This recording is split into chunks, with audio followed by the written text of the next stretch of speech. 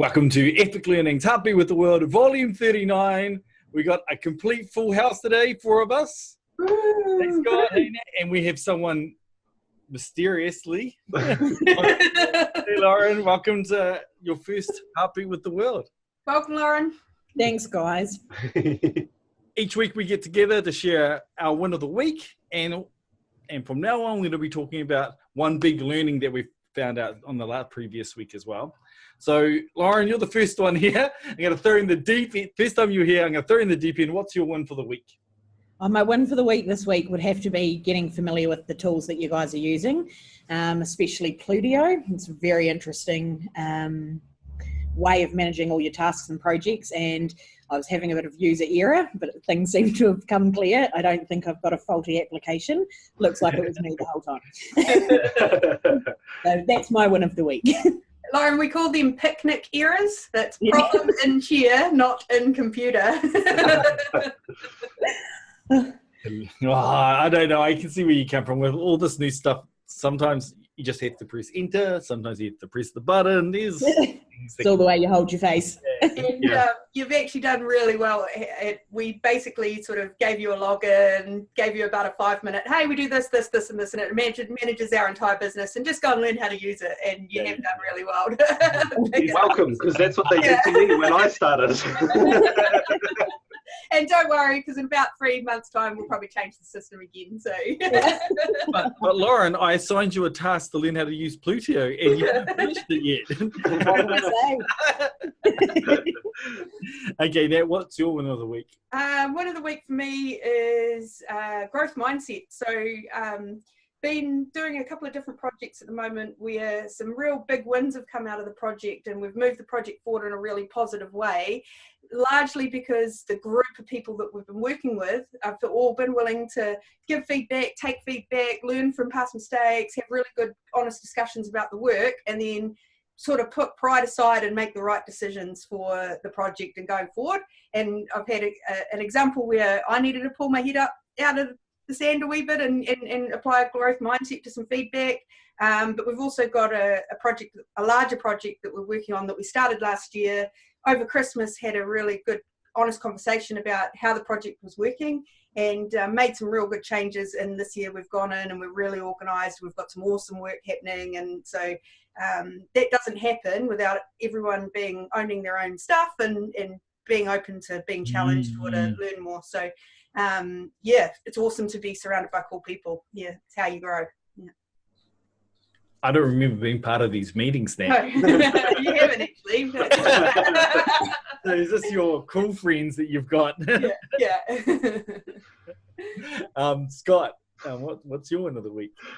So my win is finding out that I don't do well with temperature. So my brain just goes to mush when it's too hot. So my plan for the next couple of weeks is to start early. So I'm thinking like 6 o'clock because it's nice and cool here in Taupo, and then finishing early because like 3-4 in the afternoon when it's 32 degrees here in my little garage, I'm not productive. But it is productive at 6 o'clock in the morning when it's nice and cool. So that's my big win for this week. Yeah, smart play, smart move. You inspired me to get up early this morning, actually, Scott, and give it a go. I was also cooking here in Hamilton as well. Yeah, it's pretty hot heat wave at the moment. So. How hot is it where you are, Loren? Yeah, hotter than all of you, and it's the middle of winter, but I love hearing it. Yeah. Yeah. Actually, that's not the point. It's 36.4 right now. Okay, you win. Good time. Northern Hemisphere as well. Yeah. Like winter. Middle of winter. Boo. My one of the week, before we start talking about the weather too much, is I got to do a bit more graphic design. Had a bit of time set aside to have a look at our logo, and it just reminded me of all the things I haven't been doing, and just I guess it's like all skills. You got to make sure you're practicing them and staying in the zone for it. And yeah, it's just good to refresh your knowledge and get back to some of the basics. And I really enjoyed it, and kind of drafted up a new logo for us to start using. And I think that's going to be like our segue into our big learn this week, right, Nat? Yeah. We've just been having a discussion about one big learn we've had is sort of starting the Epic Learning journey is the functionality of a logo. So I think we probably had at least half a dozen iterations of our logo since we began as a small company, and they've gotten simpler and simpler and simpler in design, because the more you use a logo for lots of different things, the more functional it needs to be. And Karl, you will be able to explain what that means way better than me. Yeah, it's like, so 50 years ago, before the interwebs have existed, you just make your logo and it just goes in your business card maybe and on your shop, and it's pretty much all it needs to work for. But now it needs to work as a phone app, needs to work on the website, needs to work as like your email and your digital signatures, and it needs to be able to be real small and really big, and 2D and 3D and 4D and moving and static, and you got to see it on a dark background, a light background. So your logo needs to be super dynamic, and if you look at all the bigger companies out there, they've really, look at Facebook is basically an F with a blue outline around it. So they've been real smart with theirs. Well, we didn't know better, right? So it was more about our logo, and I guess this is when the montage will start, where we start showing our old logos, Scott. Like trying to build in these real deep, meaningful narratives about learning and lifelong learning and the struggle and all these like really complicated narratives within this logo. But in reality, it's just got to be something that tells people who you are and how to recognize our work, our stuff. Our work. Yeah. It looks really sleek now. Yeah, it is looking great. We love it. We'd love to hear feedback from anyone as well, whether they think the change is good.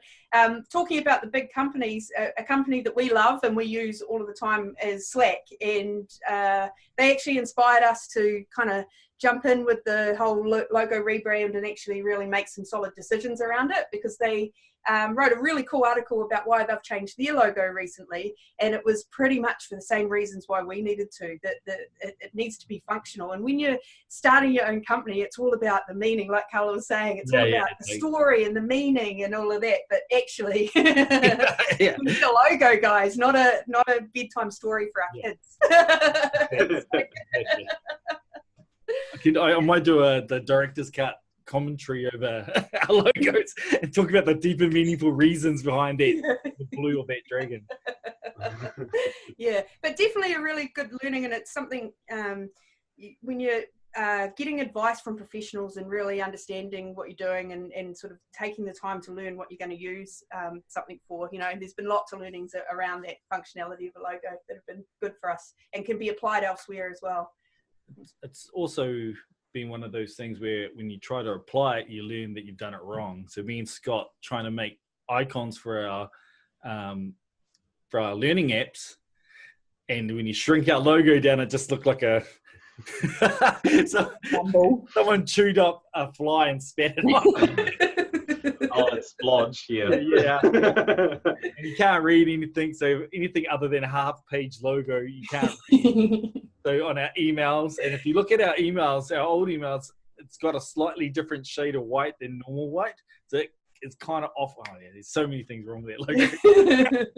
But it is also, you notice it, like actually taking note and going, wow, this just isn't working for us, and actually pulling the trigger and going, well, don't have to spend $1 million on it. It just needs to be a good, clean, functional logo. Yeah.